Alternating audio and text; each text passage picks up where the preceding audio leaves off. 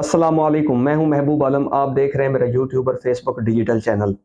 Supreme commander को, आईनी सरबराह को, सदर पाकिस्तान को, एटमी मुल्क के सदर को किसने धोखा दिया, उस स्टोरी पर जाने से पहले सबसे पहले जहां से ये शुरुआत हुई थी उस तरफ आते हैं, यानी कि सदर पाकिस्तान के ट्वीट से इस व्लॉग की शुरुआत करते हैं। मैं अल्लाह को गवाह बनाकर कहता हूं कि मैंने ऑफिशियल सीक्रेट तरमीमी बिल 2023 और पाकिस्तान आर्मी तरमीमी बिल 2023 पर दस्तखत नहीं किए थे, क्योंकि मैं इन कवानीन से मुत्तफिक नहीं था। मैंने अपने अमले से कहा कि वो बगैर दस्तखतशुदा बिलों को मुकर्ररा वक्त के अंदर वापस कर दें ताकि गैर मौसर बनाया जा सके। मैंने इससे पहले कई बार तस्दीक की कि आया कि वापस जो बिल हैं वो जा चुके हैं, और मुझे यकीन दिलाया गया कि वो जा चुके हैं। ताहम मुझे आज पता चला कि मेरा अमला मेरी मर्जी और मेरे हुक्म के खिलाफ गया। अल्लाह सब जानता है, वो इंशाअल्लाह माफ़ कर देगा, लेकिन मैं उन लोगों से माफ़ी मांगता हूं जो इससे मुतासिर हुए। ये था सदर पाकिस्तान का ट्वीट, जिससे ये तमाम तर जो कहानी है उसकी शुरुआत होती है। ये सदर आरिफ इल्वी साहब का ट्वीट था। ये एक सुप्रीम कमांडर का ट्वीट था। हम एटमी इस्लामी मुल्क के सदर की बात कर रहे हैं। क्या इस ट्वीट के बाद और इन हालात के बाद दुनिया के अंदर क्या पैगाम जाएगा? सदर पाकिस्तान आईनी सरबराह हैं।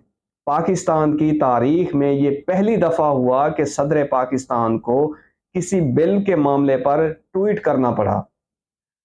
सदर पाकिस्तान ने कहा कि मैंने अमले को कहा कि आप ये बिल वापस भेज दें। आइन के मुताबिक जब सदर के पास कोई बिल आता है, अगर सदर साहब उसको अपने पास रख लेते हैं तो वो खुद ब खुद जो है वो कानून बन जाता है। जब पार्लियामेंट कोई बिल पास करती है तो वहां से पास होने के बाद जो बिल है वो सदर पाकिस्तान के पास आ जाता है। अगर सदर साहब उस बिल पर दस्तखत ना करें और वापस भेज दें तो 15 दिन के बाद कौमी असम्बली को इसको दोबारा पास करना होता है। अगर सदर बिल वापस ना भिजवाए तो खुद ब खुद वो जो बिल है वो कानून बन जाता है।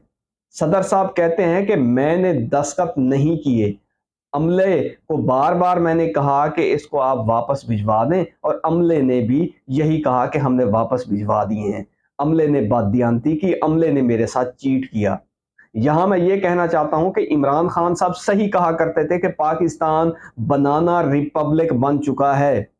पहला जो बिल था वो था ऑफिशियल सीक्रेट एक्ट, और दूसरा बिल था आर्मी एक्ट। इनमें जो है वो तरामीम जो है वो की गई थी, जो कि पार्लियामेंट से मंजूर होने के बाद सदर साहब के पास ये दो बिल आए थे। ये जो बिल हैं ये पहले भी पाकिस्तान में मौजूद थे, और इनकी जो सजाएं थी क्योंकि इनमें नरमी थी, इसलिए इन दो बिलों में जो है वो तरामीम की गई।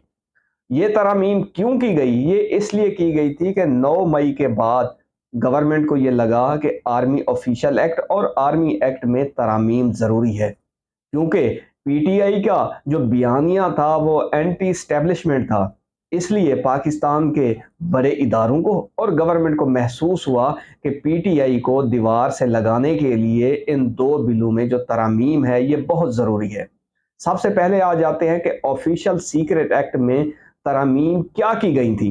ऑफिशियल सीक्रेट एक्ट में ये तरामीम की गई है कि अगर कोई शख्स जानबूझकर अमनो अमान में मसला पैदा करे या रियासत के खिलाफ कोई ऐसा काम करे, अगर कोई शख्स ममनुआ जगह पर हमला या नुकसान पहुंचाए जानबूझकर या अनजाने में, तो उस पर जो है वो ऑफिशियल सीक्रेट एक्ट की जो नई तरामीम है उस शख्स पर लागू होगी। अच्छा, इसमें सबसे जो एक अहम चीज़ थी वो ये थी कि जिस मुल्ज़िम पर ऑफिशियल सीक्रेट एक्ट जो है वो अप्लाई होगा, उसका जो ट्रायल है वो 30 दिन में मुकम्मल होगा। अब आ जाते हैं कि आर्मी एक्ट में क्या तरामीम की गई। कोई अफसर या एहलकार रिटायरमेंट के बाद 2 साल तक सियासी सरगर्मियों में हिस्सा नहीं लेगा। ये एक्ट स्पेसिफिकली आर्मी अफसरान के लिए जो है इस एक्ट में तरामीम की गई हैं।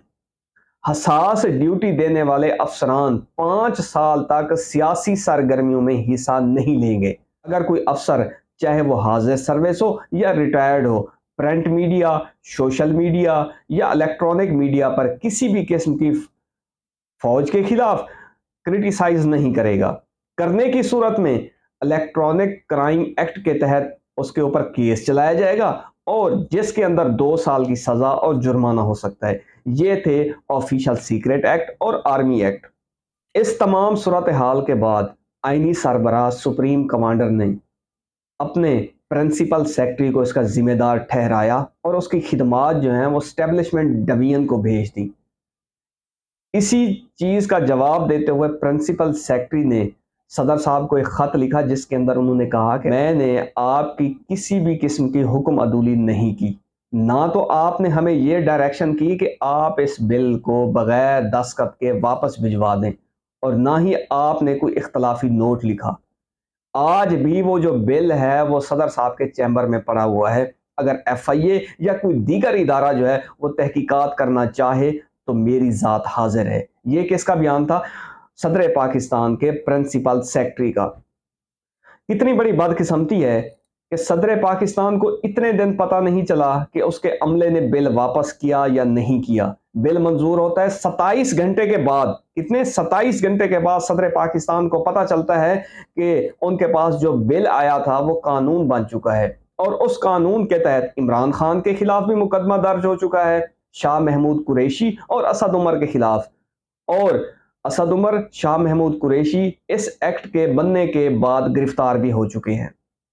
इतनी बड़ी बदकिस्मती है कि सदर पाकिस्तान को इन तमाम चीज़ों से लाइल्म रखा गया।